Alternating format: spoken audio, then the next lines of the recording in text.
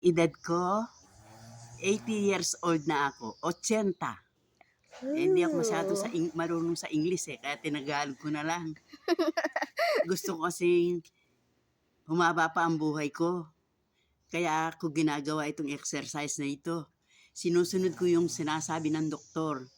Mag-exercise, magbilad sa araw, kung gustong humaba ang buhay. Tapos Hmm. sa pagkain, nag-iingat din ako. Di ako kumakain ng mga red meat, fish, at saka vegetable. Yun ang Hmm. lagi kong kinakain, yung broccoli, ampalaya, okra, yeah, Hmm. kalabasa, pakbit, and chop suey. Yun ang masarap na pagkain. Kung gusto Hmm. nyo humaba pa ang buhay nyo, sa tulong ng Panginoon Diyos magagawa mo yun. Basta sinusunod mo yung sinasabi ng doktor. Kasi nagkaroon ako ng cancer 1997.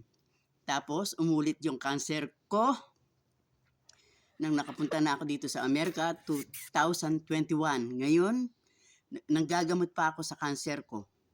Kaya ginagawa ko yung sinasabi ng doktor para kahit na 85 lang, okay na sa akin. Makita ko lang mag-graduate yung mga apo ko.